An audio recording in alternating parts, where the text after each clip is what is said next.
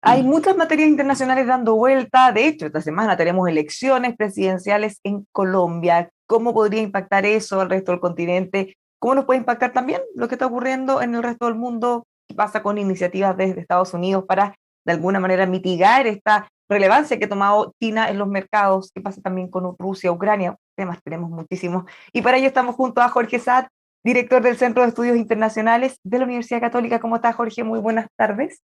Buenas tardes, Bárbara. Gracias por la invitación. Bueno, temas, ya lo decía, teníamos muchísimo, partamos quizá por lo que viene más pronto y nos queda más cerca. Las elecciones en Colombia en primera vuelta. ¿Cuáles son las claves para entender lo que está pasando en Colombia? A ver, en Colombia tenemos elecciones este domingo y las claves son que los dos principales candidatos, el favorito que es Gustavo Petro, que representa las fuerzas de izquierda, lidera los sondeos, pero al parecer tocó un techo que es del orden del 38%. No está logrando superar hasta el momento esa barrera sobre el 40%. Por otro lado, Fico, que es el candidato de derecha, pero no vinculado al uribismo, ha venido bajando. Y la gran novedad, que es el signo de pregunta para este fin de semana, es quién va a ser en definitiva el acompañante para la segunda vuelta de Petro, porque este candidato outsider, Rodolfo Hernández, que le dicen el Trump colombiano, exalcalde de Bucaramanga, está creciendo, ha crecido cerca de 10 puntos y está prácticamente en un empate virtual con Fico, que era el candidato que iba a acompañar. Pero las conclusiones son, va a haber segunda vuelta y la duda es quién va a acompañar a Petro en ese balotaje que sería en el 19 de junio. Esas dudas se hacen todavía más complejas considerando que igual hay un porcentaje relevante de indecisos todavía. Exactamente, tenemos del orden de un 20% de indecisos en una participación electoral en Colombia que siempre se mueve entre el 50 y 55%. También vamos a tener que ver qué capacidad de movilización va a haber en esta elección. Una campaña que además ha estado muy polarizada con acusaciones de lado y lado, que es una tendencia que hemos visto lamentablemente en las elecciones presidenciales en general en Latinoamérica. ¿Qué se está jugando? ¿Qué se juega Colombia con esta elección? Y de paso, ¿qué nos jugamos nosotros todos, el continente en el fondo? ¿Qué impacto podríamos tener? Creo que Colombia tiene un tema aún pendiente y no resuelto con algunas fuerzas paramilitares. Hay descontento con lo que ha sido la gestión del presidente Duque en materia de la economía, en cumplir expectativas y todo lo que vimos en Colombia el 2020 y parte del 2021 con ciertas protestas violentas. O sea, hay un voto de castigo al gobierno actual y si tú te fijas, Bárbara, en las elecciones presidenciales que había en América Latina en los últimos años, en 11 de 12 se cambió de signo político. O sea, había un voto de castigo a quien está en el poder, salvo en Nicaragua, donde no hubo elecciones democráticas. Entonces, hay este voto de castigo, hay un tema de malestar en Colombia bien pronunciado, y sería inédito si Petro en este nuevo intento llega a ser presidente, sería el primer presidente de izquierda en Colombia, lo cual también sería muy sintomático para ese país. Esto también genera de alguna manera algún grado de inestabilidad en cuanto a que las relaciones varían mucho dependiendo de los signos políticos. Entonces, si es que además están todos cambiando, van quedando cruzados en el fondo. Es difícil ir armando alianzas y consolidarlas en el tiempo, como antes que estábamos acostumbrados con, bueno, algunos de los que vuelven, como Lula, por ejemplo. Exacto. Tú preguntabas, Bárbara, bueno, ¿cuál es el impacto también para Latinoamérica? Hay un impacto político importante. Porque si se diera el escenario, que hoy es más incierto, de que Petro sea presidente, digo incierto porque se estancó al parecer sus niveles de apoyo. Y Lula en octubre en Brasil, tendríamos como una revisión de lo que fue la marea rosa en la década del 2000, donde había una mayoría de fuerzas de izquierda en los gobiernos, y solo quedarían gobiernos, por decirlo de alguna manera, de derecha en Uruguay, Paraguay y Ecuador. Y eso claramente tiene un impacto. Pero no es que hay una preferencia por un sector político u otro. Lo que nosotros vemos es que hay un voto de castigo. Entonces, los gobiernos que estaban de derecha están cediendo, obviamente, a la oposición, que en este caso en la izquierda. Y esto claramente puede generar un nuevo relato, al menos en el corto plazo en América Latina, sobre un resurgimiento de esta nueva izquierda o esta nueva fuerza en la región. Bueno, parte de esa nueva izquierda, nueva fuerza viene de la vieja izquierda, vieja fuerza que podría ser Lula da Silva en Brasil. ¿Cómo se ve esas posibilidades? Él ha tenido altos, bajos, ha pasado prácticamente por todo, pero ya se va perfilando como un candidato competitivo presidencial.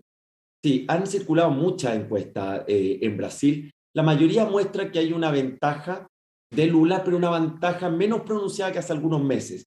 Bolsonaro ha ido logrando recuperar terreno, pero en todos los escenarios de segunda vuelta Lula se impondría. Pero sabemos que Brasil es un país complejo. Bolsonaro ganó la presidencia en su momento cuando los sondeos no lo mostraban como favorito, y por lo tanto, si bien la primera opción la tiene Lula, hay que esperar qué es lo que se va dando en los próximos meses en ese país. ¿Cómo está la situación actualmente en Brasil? Porque también hemos pasado por momentos bien críticos, momentos duros de la pandemia, que por supuesto van afectando la aprobación presidencial, pero ¿en qué están ahora en términos de ya sea pandemia o aspectos comerciales, económicos?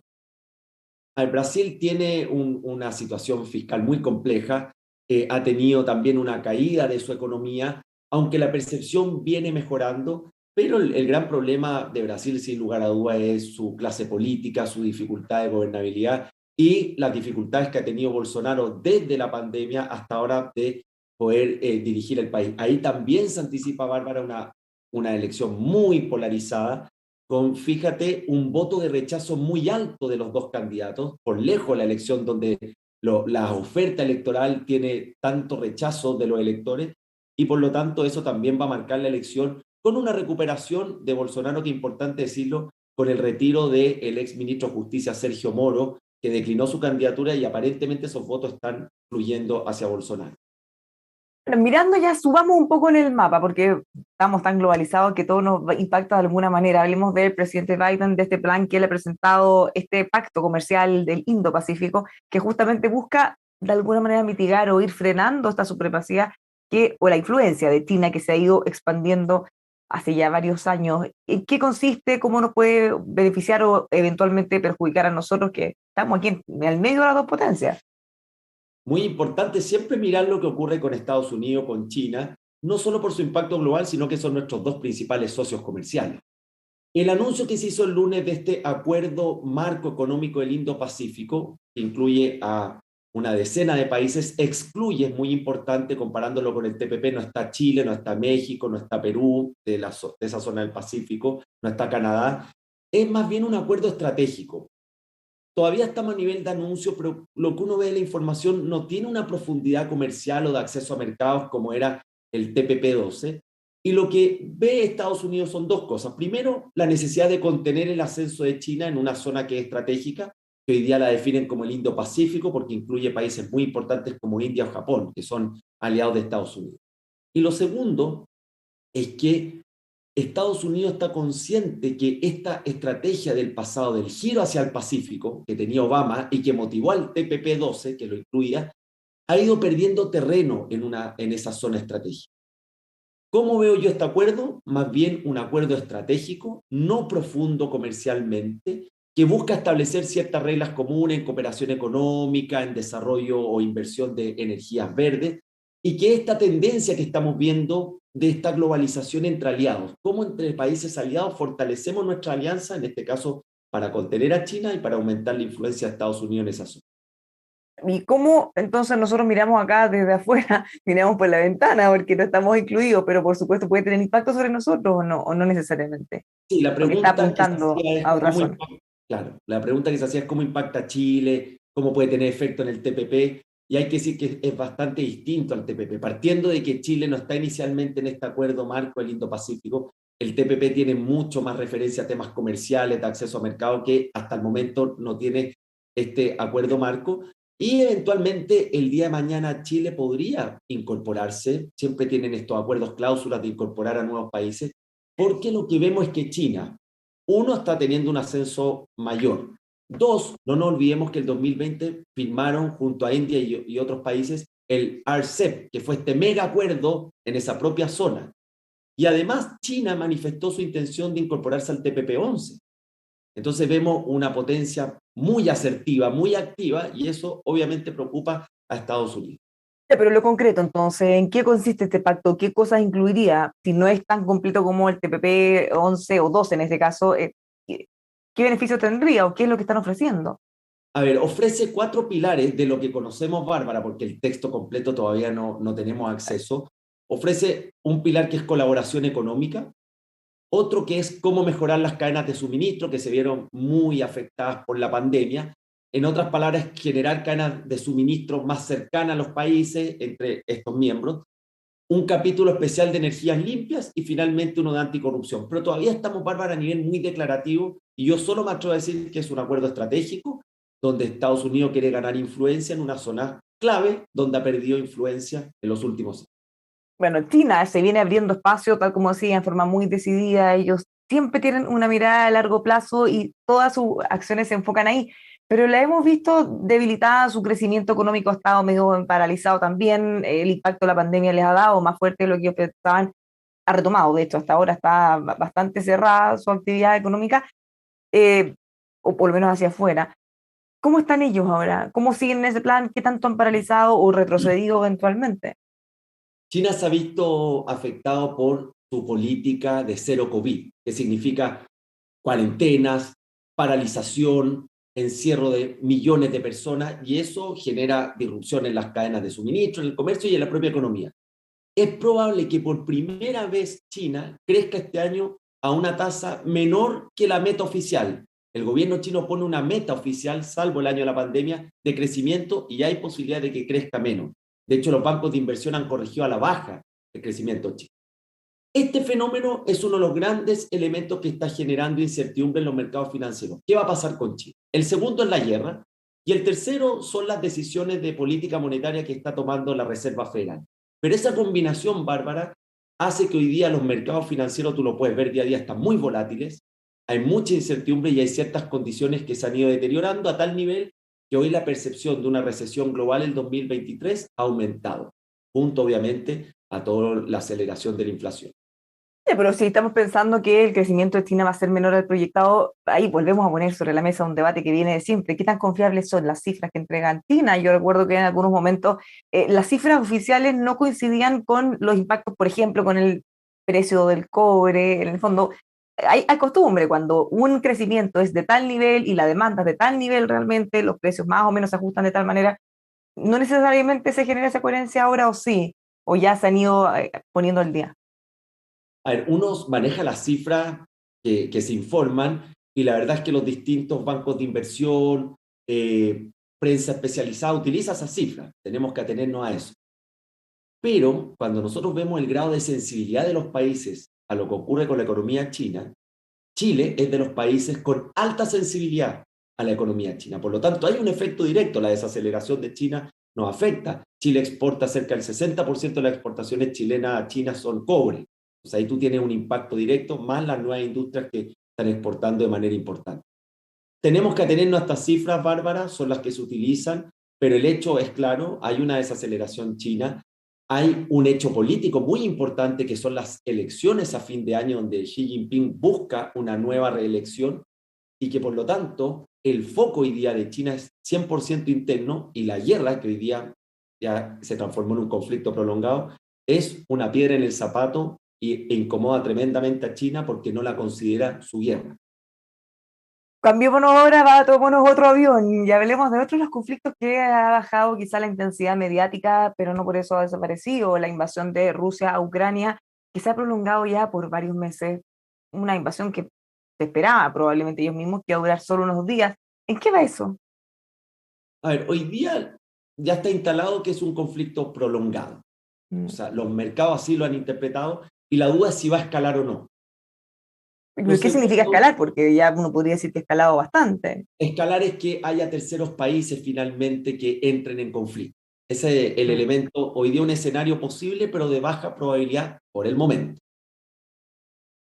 Hoy la noticia es el nivel de bajas que está teniendo Rusia, se estima que son más de 15.000 las bajas militares, y se han dibujado distintos escenarios, pero el menos probable, que quizás si hubiéramos tenido esta entrevista hace 2 meses diríamos que hay más probabilidad, es que hay un alto al fuego y hay una negociación. Primero, aún no hay un mediador formal, y eso afecta a la negociación. Si tú ves a las partes siguen negociando sobre máximos, se pide la restitución de todo el territorio por el lado de Ucrania, Rusia pide esto que llama la desnazificación de ese país. Entonces siguen en base a muchos máximos, salvo el tema de Ucrania que está dispuesto a la neutralidad, es decir, no, y dejarlo constitucionalmente y no sumarse a la OTAN. Pero nos vemos mayores acercamientos. ¿Cómo podemos entender? ¿Cómo podemos entender que después de todo lo que ha pasado, todos los fallecidos, todos los impactos económicos que han tenido los países, sobre todo Rusia, o sea, sobre todo ellos causando todo esto, todavía están hablando de Máximo? ¿En qué minuto entonces van a ceder o van a considerar que definitivamente ese camino no le está dando éxito? Claro, porque por un lado Ucrania tiene un apoyo importante militar de Occidente, en armamento, en logística, y eso se ha notado. Y por otro lado, la moral de Ucrania sigue muy alta.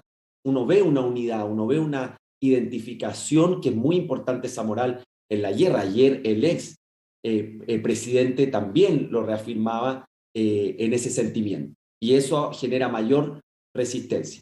Y por el lado de Rusia han habido problemas logísticos, problemas militares, quizá el más evidente en Kiev, y Putin no está dispuesto a ceder, y lo único que vemos es que pudiera generar un relato de que se consideraría un triunfo tener la zona del Donbass, tener Crimea y lograr un pasaje, digamos, terrestre gracias a la baja que ya tuvo Ucrania de Mariupol. Pero sería una victoria pírrica para lo que él había anunciado cuando hizo esta invasión, que estimaba que iba a ser relámpago. Pero no vemos aún, o sea, hoy día estamos en una etapa que llegar a un acuerdo o negociación se ve menos probable que lo que se veía hace unos 2 meses. Si hay cosas que han cambiado en forma permanente, es pensando, mirando el resto de Europa, las aproximaciones que ellos tienen respecto a la guerra, la necesidad de aumentar la inversión en seguridad y la salida de históricas neutralidades, como de otros países que se habían mantenido bien al margen, bueno, y ahora incluso estaban considerando ingresar a la OTAN. Exacto. Y hay una trampa en esta llamada arma moderna en las guerras, que son las sanciones económicas. Y si tú te fijas, tuvo un impacto muy fuerte al comienzo. Se desplomó el rublo, cayeron las bolsas, se congelaron más de 400.000 millones de dólares de activos del Banco Central ruso en activos extranjeros. Pero hoy la economía rusa, aunque está afectada, se ha ido normalizando. ¿Qué es lo que podemos concluir nosotros de eso?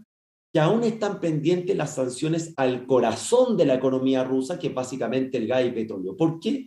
Porque Europa, que es el bloque más expuesto a la guerra, sabe que su transición energética y su menor dependencia va a tomar tiempo. Y si tomara decisiones más drásticas, va a terminar afectando a su propia población, eso va a aumentar el malestar y finalmente redunda en mayor rechazo a los propios gobiernos. Entonces, es complejo, está entrampado también la Unión Europea y va a requerir tiempo para aplicar sanciones al corazón de la economía rusa. Tiempo que probablemente nunca va a llegar, porque estas soluciones para poder prescindir, como decíamos, de esto desde Rusia, no, en ningún caso pueden encontrar una solución a corto plazo. O sea, definitivamente no van a poder llegar a tomar esas medidas tan duras y ellos quedarse sin abastecimiento. Y Exactamente, eso Putin lo sabe. claro, solo como recordatorio, el nivel promedio de dependencia al gas ruso era del orden, hoy día bajaba un poco, del 45% para los países de la Unión Europea en promedio, y el del petróleo un 25%. Entonces, se están haciendo acciones, pero eso toma tiempo, y como te decía, las sanciones económicas también terminan afectando a los sancionadores y a terceros países, como son los países del norte de África y algunos de Oriente Medio, que en la crisis alimentaria se han visto afectados directamente por la restricción de las exportaciones de trigo, cereales, fertilizantes, de hecho, que provienen de Ucrania y de Rusia. Bueno, y finalmente también mirando desde el punto de vista energético, las termoeléctricas que iban bien de salida ahora se están estancando un poquitito más, la espera de qué va a pasar con todo esto. Exactamente. Son más impactos finalmente de los que se tenían considerado en un inicio. Jorge, muchísimas gracias, le dimos la vuelta al mundo a ver qué pasan todas estas materias. Nos quedamos pendientes de lo que ocurra este fin de semana en Colombia. Muchas gracias, Bárbara, por la invitación y buen fin de semana. Igualmente, buen fin de semana a todos quienes nos acompañan. Sigan junto a nosotros aquí en emol.com.